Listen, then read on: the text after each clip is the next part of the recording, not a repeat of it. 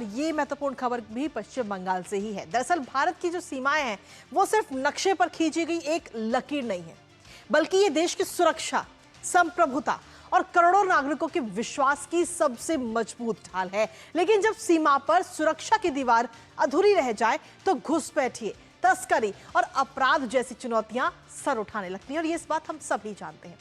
पश्चिम बंगाल के बांग्लादेश से सटे इलाकों में सालों से लोग इसी चिंता के साथ जी रहे थे। गांव वाले लगातार मांग कर रहे थे, तमाम फाइलें चलती रहीं, लेकिन सीमा पर कटीले तारों का इंतजार खत्म नहीं हुआ। अब जब तस्वीर बदली पश्चिम बंगाल की तो असर भी दिख रहा है। शुभेंदु सरकार ने बॉर्डर फेंसिंग को प्राथमिकता देते हुए जमीन हस्तांतरण की प्रक्रिया जो है वो इस समय तेज कर दी है, जिससे सीमा सुरक्षा बल को मजबूत बाड़बंदी का रास्ता मिल सके। सीमा पर बढ़ती इस सुरक्षा से गांव वालों के चेहरे भी भरोसे की एक नई मुस्कान लौटा दी है। ग्राउंड जीरो से खास रिपोर्ट भी आपको दिखाएंगे, उससे पहले आपको दिखाते हैं बढ़ेगी सीमा पर सिक्योरिटी। तो ये तस्वीरें इस समय आपको दिखा रहे हैं, जहां ग्राउंड जीरो पर पहुंचकर डीडी न्यूज ने इस तस्वीर को आप तक पहुंचाने की कोशिश की है कि वहां पर जो गांव वाले लोग हैं वो किस तरीके से अपनी जमीन ही इस समय उनको सौंपते हुए बीएसएफ को नजर आ रहे हैं, जिससे कि देश की सुरक्षा बढ़ सके। ग्राउंड जीरो पर खुद डीडी न्यूज की जो टीम है वो वहां पर पहुंची, तमाम गांव वालों से बात की और गांव वालों ने अपना दर्द भी साझा किया कि पिछले कितने सालों से वो लगातार सुरक्षा की बात कर रहे थे, मांग कर रहे थे कि कटीले तार लगाए जाने चाहिए बॉर्डर पर, लेकिन वो बातें सिर्फ बातें ही रह जाती थी और हर बार सिर्फ फाइलें ही घूमती रहती थी, लेकिन ग्राउंड पर कोई असर नहीं दिखता था। लेकिन अब जब शुभेंदु सरकार बन चुकी है तो ऐसे में ग्राउंड जीरो पर इसका असर भी दिख रहा है, क्योंकि ये बात कही गई थी कि कटीले तार लगाए जाएंगे, सुरक्षा बढ़ाई जाएगी और घुसपैठियों को रोका जाएगा, और उस पर अब एक्शन मोड भी कहीं ना कहीं सरकार का नजर आ रहा है। सीमा पर सिक्योरिटी बढ़ चुकी है और जो गांव वाले हैं उनके चेहरे भी खिल गए हैं, यहां तक कि वो खुद राजी हैं कि जो उनकी जमीन है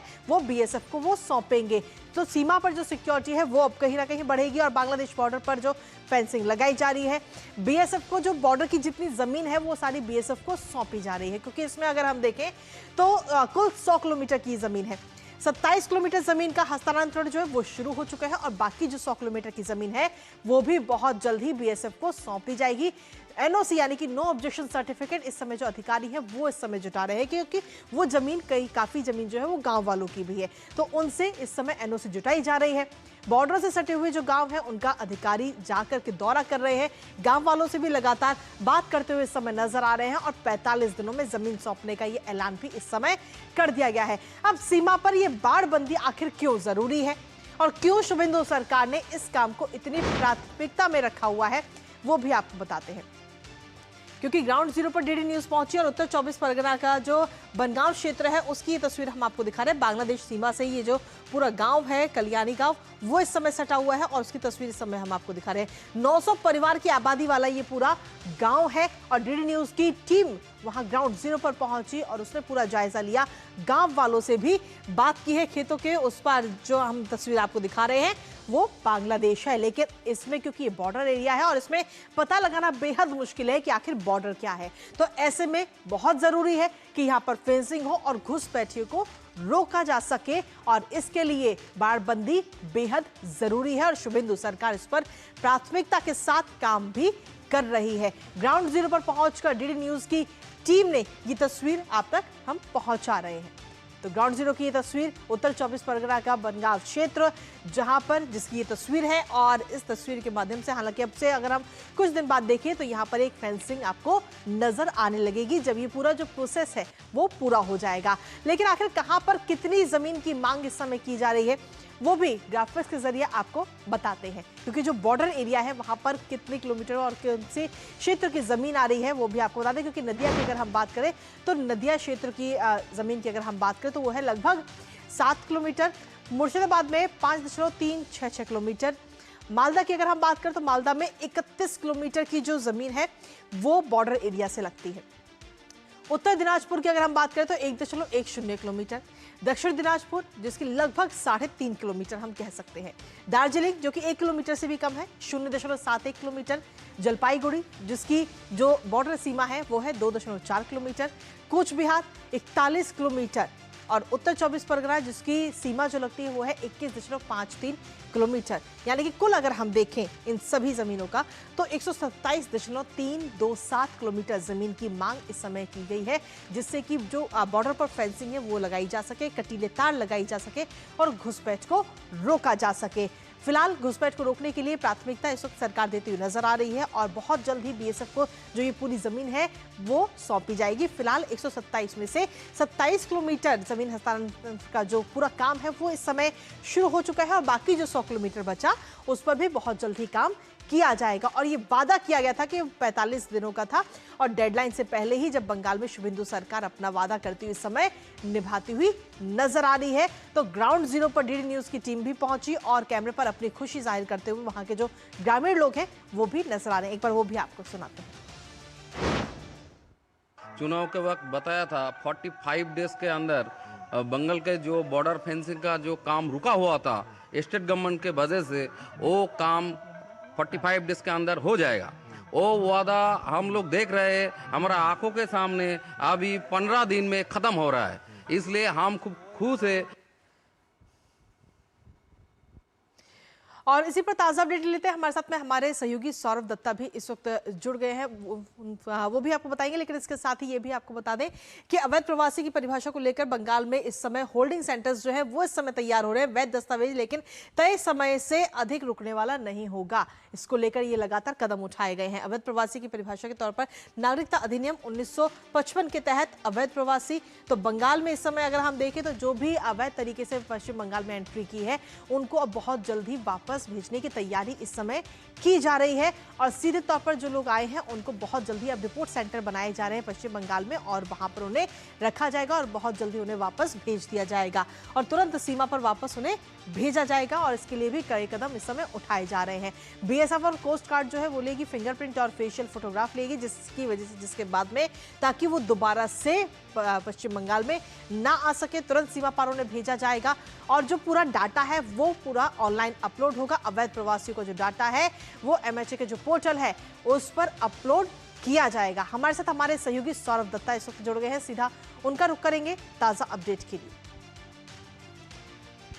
सौरभ, सीधे तौर पर अगर हम देखें तो घुसपैठियों के लिए, अवैध प्रवासियों के लिए भी कड़े कदम इस समय उठाए जा रहे हैं और खास तौर पर घुसपैठ को रोकने के लिए, क्योंकि जो तस्वीर हम अपने दर्शकों तक पहुंचा रहे हैं, जो आप हमारे तक लेकर आए, उस तस्वीर के जरिए नजर आता है कि बॉर्डर कहाँ है ये पता ही नहीं चल रहा, कहाँ से बॉर्डर शुरू हो रहा है, कहाँ से बॉर्डर खत्म हो रहा है, जिसकी वजह से जो घुसपैठी है वो आसानी से पश्चिम बंगाल में एंट्री कर जाते हैं। लेकिन अब ऐसा नहीं होगा क्योंकि 127 में से 27 किलोमीटर की जो जमीन है वो बहुत जल्दी बीएसएफ को दी जाएगी और बाकी 100 किलोमीटर की जो जमीन है वो भी जल्द से जल्द सौंपी जाएगी बीएसएफ को। कृतिका, देखिए, हम जिस जगह पे गए थे वो तो 24 परगना के कालियानी गांव है और उस पार बांग्लादेश का दौलतपुर है और इसी कालियानी गांव में जैसे तस्वीरें दिखा रहे थे हम हमारे दर्शकों को कि एकदम खेत खलियान, आप समझ ही नहीं पाओगे, आप सही बोले कि समझ कि कौन सा बांग्लादेश है कौन सा भारत है। जैसे अपने जहन में होता है कि एक बॉर्डर दूसरे देश का मतलब एक फेंसिंग होगा, बार होगा, जाने के लिए पोस्टिंग होगा, ऐसा कुछ नहीं है। जो बीएसएफ के जो वहां पे जवान है वो जैसे आप खेत में एक छोटा सा कुटिया, आप बांस और जो होते हैं उसका एक छोटा सा कुटिया बनाकर वो लोग वहीं पर बैठते हैं और नजर रखते हैं, नजर गाड़े रखते हैं। और गांव वाले का जो कहना है, गांव वाले का कहना कहता है आए दिन आप जानते हैं कि बांग्लादेश की स्थिति कभी अच्छा है तो कभी खराब है, पूरी तरह से अच्छा है तो आप कह भी नहीं सकते बांग्लादेश की जो स्थिति है। गांव वालों का कहना है कि ऐसे वक्त में वो लोग भी परेशान रहते हैं, डर में रहते हैं कि कब आके वहां से कुछ ऐसी घटनाएं घट जाए जिसके लिए वो लोग जिम्मेदार नहीं है, लेकिन उन्हीं को जवाबदेही करना पड़ता है क्योंकि वो गांव वाले हैं, वो भारत के गांव वाले, तो उन्हीं से पूछा जाता है। और साथ ही साथ वहां पे जो स्मगलिंग होता है, गाय तस्करी, एक फेंसिडिल, वो जो मतलब वो जो दवाई है उसका जो स्मगलिंग होता है, इन सब के लिए भी वो सारे परेशान रहते हैं। चोरी होता है, वहां से जो क्रिमिनल्स है वो आ जाते हैं यहाँ पर और आकर गांव वाले को, भारत के जो गांव वाले हैं उनको परेशान करते हैं। तो ये 2017 साल से वो कह रहे थे कि इसमें जमीन दे रहे हैं आपको, आप इसमें बाढ़ दो, हमें शांति से जीना है, लेकिन ममता सरकार वो सुनी नहीं। तो क्यों नहीं सुनी? तो इनका कहना है कि असल में तुष्टीकरण का राजनीति था, वोट बैंक का राजनीति था, घुसपैठियों का अवैध जो इस पार आना, भारत में आना वो रोक हो जाता, अगर रोक पड़ जाता उस पर, इसीलिए उस पर ये बारबंदी का काम हुआ नहीं। लेकिन अभी जब शुभेंदु अधिकारी भाजपा का सरकार आई है, मुख्यमंत्री शुभेंदु अधिकारी ने जमीन 27 किलोमीटर प्राइमरीली बीएसएफ को दिया है, तो और बाकी भी 100 किलोमीटर बाकी है 9 डिस्ट्रिक्ट में। तो उनका कहना है कि इससे जो अधिकारिक वहां पे मौजूद थे, ऑफिसर्स जो land and land reforms department के हैं, वो कह रहे हैं कि हमें 10 दिन लगेंगे इसको कंप्लीट करने में। और एक आप जो तस्वीर देख रहे थे ना, एक जगह पे बिछाए हुए हैं चादर के ऊपर, वो लोग बैठे हुए हैं सब गांव उनके साथ। आप मानिए कितना सहयोग कर रहे हैं गांव वाले। सरकारी अधिकारी आ रहे हैं, उनको घर में बिठा रहे हैं, पानी पिला रहे हैं, चौखट तक वो जा रहे हैं, और उनके साथ जो जो कागजात चाहिए सब वो लोग गांव वाले मिलकर, पूरे सरकारी अधिकारी, पूरा गांव 900 परिवार है, पूरा गांव उनको मदद कर रहा है। मतलब कितना जरूरत है, वो कितना चाहते थे कि यहाँ पे बार हो, वो रुका था। और अभी होल्डिंग सेंटर जो बात कर रहे हैं आप, जैसे जैसे ये प्रोसेस चलेगा तो डिटेक्ट और डिलीट तो एसआईआर में हो चुका है, अभी डिपोर्ट का प्रोसेस स्टार्ट हुआ है। तो इस डिपोर्ट के प्रोसेस के तहत जो चिन्हित अवैध घुसपैठियां हैं, जो इलीगली यहाँ पर घुसे थे, उसके लिए एक स्पेशल टास्क फोर्स भी बनाया जा रहा है, जिसमें एसपी बीएसएफ सबका भागीदारी होगा, और एक होल्डिंग सेंटर हर जिले में बनाया जाएगा ताकि इनको रखा जाए जब तक ना पूरा डिपोर्ट का प्रोसेस चला जाए। मानो सरकार के पास, आप भी मानिए कि सरकार के पास मतलब कितना एफआरआर के जरिए क्या इंफॉर्मेशन है कि हर जिले में एक होल्डिंग सेंटर बनाना पड़ रहा है। बहुत बहुत शुक्रिया सौरभ, तमाम जानकारी और अपडेट्स हमारे साथ साझा करने के लिए, इस महत्वपूर्ण खबर से जुड़े हुए। तो इस महत्वपूर्ण खबर पर नजर हमारी लगातार बनी हुई, लेकिन इसी के साथ फिलहाल